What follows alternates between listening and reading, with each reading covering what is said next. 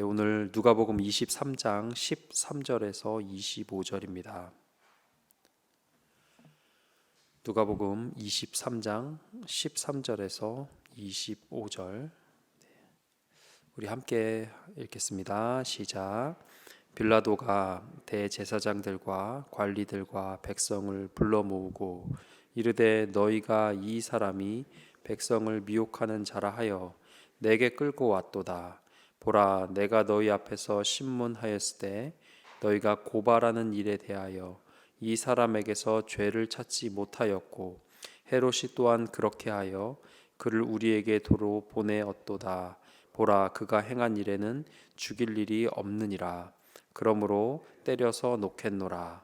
무리가 일제히 소리질러 이르되 이 사람을 없이 하고 바라바를 우리에게 놓아 주소서 하니 이 바라바는 성중에서 일어난 밀란과 살인으로 말미암아 옥에 갇힌 자러라. 빌라도는 예수를 놓고자 하여 다시 그들에게 말하되 그들은 소리질러 이르되 그를 십자가에 못 박게 하소서, 십자가에 못 박게 하소서 하는지라. 빌라도가 세 번째 말하되 이 사람이 무슨 악한 일을 하였느냐? 나는 그에게서 죽일 죄를 찾지 못하였나니 때려서 놓으리라 하니 그들이 큰 소리로 재촉하여 십자가에 못 박기를 구하니 그들의 소리가 이긴지라. 이에 빌라도가 그들이 구하는 대로 하기를 언도하고 그들이 요구하는 자 곧 밀란과 살인으로 말미암아 옥에 갇힌 자를 놓아주고 예수는 넘겨주어 그들의 뜻대로 하게 하니라. 아멘. 네, 우리가 누가복음을 통해 아침마다 은혜를 나누고 있습니다. 오늘 누가복음의 줄거리는 예수님을 신문한 빌라도의 무죄 선언이 기록되어 있습니다.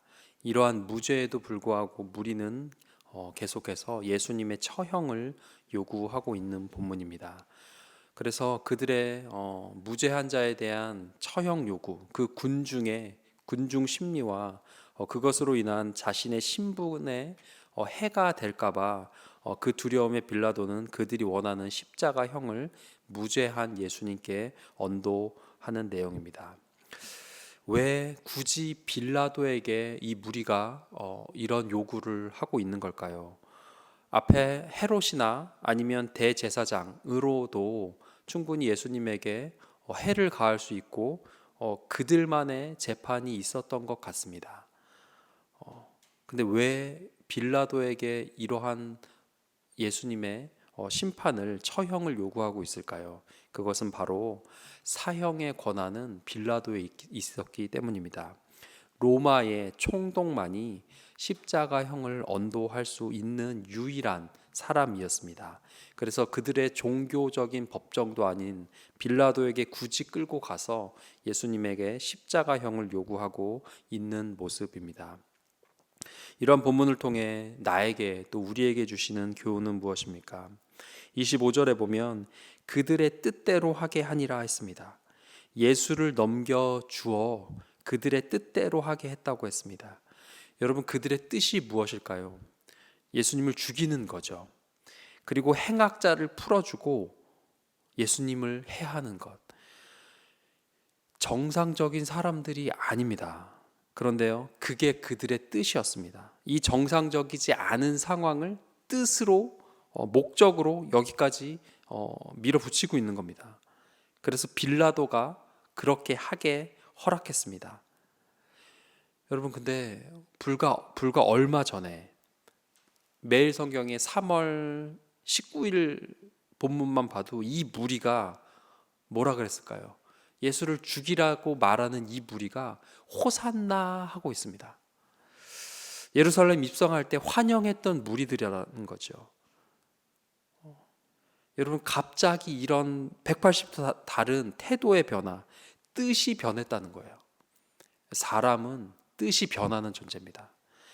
그가 행한 일에는 죽일 일이 없느니라. 빌라도가 봤더니 무죄인 거예요. 무죄가 확실하죠.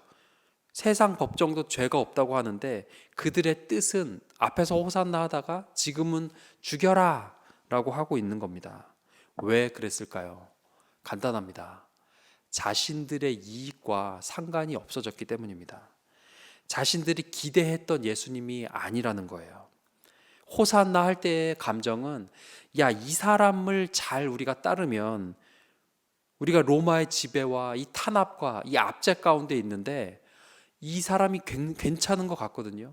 기적도 행하는 것 같아요. 사람도 살려요. 먹을 것도 줘요. 이 줄을 잘 쓰면 괜찮을 것 같아요. 슈퍼맨처럼 능력 있는 자로서 우리에게 유익을 줄 것 같은데, 그러한 자신들의 원하는 세상을 만들어 줄 것 같은 인물로 기대하고 호산나하고 흔들었고 자신들의 옷을 깔았는데 너무 무기력한 거예요.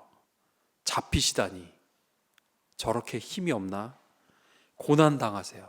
심지어 십자가에서 죽으실 때 변명조차 안 하세요. 잠잠한 어린 양처럼. 예수라는 저 사나이가 별로 기대에 못 미치는 거죠. 그러면 사람은 변합니다. 이게 인간이고 이게 저고 이게 우리들 수 있는 것 같아요. 나의 이익에 따라 변절과 배척의 대상이 예수님이 될 수도 있는 것 같습니다. 내 계획, 내 고집과 내가 원하는 결과, 그거와 다를 때 우리는 이와 같은 모습으로 믿어도 별거 없다는 말을 하며 어떠한 이 주님을 멀리할 수 있는 원래 죄성이 있는 죄인의 존재들입니다. 하지만 예수님은 어떤 분입니까?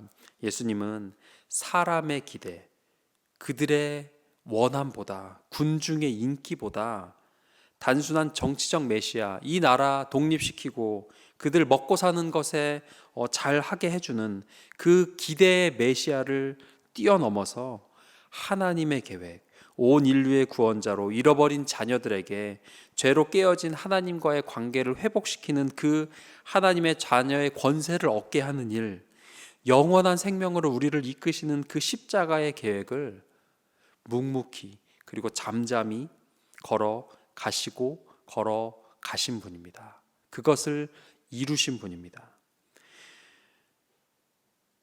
한번 생각해 보세요. 예루살렘 입성할 때 만약에 이들이 이 요구가 있는 이 무리가 군중이 호산나 막 했잖아요. 근데 만약에 안 했다면 이 사람들이 예수님 들어오는데 관심도 없어요. 웰컴하지 않아요. 옷도 안 깔고 막 나뭇가지도 안 흔들어요. 폭죽도 터뜨리지 않아요. 그렇다고 예수님이 이것들이 나를 뭘로 보고 하지 않으시는 분이죠. 그거랑 상관없어요. 니들이 나를 웰컴하고 말건 예수님은 상관이 없어요. 뭐 하면 좋겠죠. 예. 그게 예수님을 움직이는 동력이 아니라는 겁니다. 지금 반대로 야유하고 조롱하고 십자가에 못 박으라는 이 군중 심리, 이들의 말도 안 되는 뜻에 대해서도 예수님 어떻죠? 조롱하지만, 돌을 던지고 침 뱉지만 예수님의 목적은 변함이 없어요. 죄인을 풀어주고 예수님을 처형하라는데 억울하잖아요. 속 터지잖아요. 호산나 할 땐 언제고 이것들이 감히 나를 뭘로 보고. 십자가 하나님 제가 다음에 질게요 하지 않으셨어요. 그들의 그 반응에 대해서 예수님 전혀 상관없는 분이에요. 그들의 군중심리 웰컴하거나 배척하거나 그것과 전혀 상관없이 예수님은 걸어가실 그 길을 걸어가시는 분이라는 겁니다. 하나님의 뜻, 하나님의 계획, 하나님의 구원의 시간표대로 째깍째깍 그것에 맞추어서 주변에 잘한다고 하던 못한다고 하던 죽이라고 하던 바라바를 달라고 하던 예수님은 단순하고 담백하고 순전하게 하나님의 구원 계획, 그거 이외에는 그 무리의 소리에 빌라도처럼 뜻이 변하는 주님이 아니었다는 겁니다. 그래서 결론은 이들의 계획보다, 무리들의 희망사항보다 하나님의 계획, 예수님의 순종함으로 이루어 놓으신 온 인류의 구원에 하나님과의 다리를 놓으신 일에 성공하시고, 그것이 더 값지고 그것이 더 우리에게 유익이 있다는 얘기입니다. 이루어지지 않는 기도, 하나님의 침묵, 이 무리와 같이 내 계획과 다른 하나님의 일이 되어져 감을 볼 때에 우리가 이 무리처럼 예수님께 야유하며 돌을 던질 것이 아니고 우리가 십자가를 봐야 한다는 겁니다.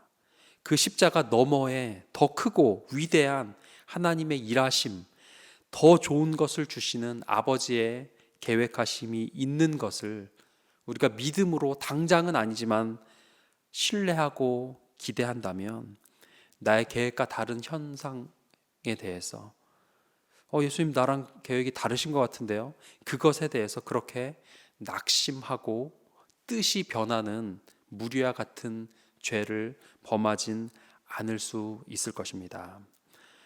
기대하기는 우리가 예수님의 이 순전한 하나님의 시간표대로 움직이시는 변치 않으시고 단순하고 순전하게 움직이시는 이 태도가 누가 뭐라 하건 뭐라 하지 않건 주님 앞에서 하나님의 일을 걸어가는 이 태도가 저와 우리 모두에게 있기를 간절히 소망합니다.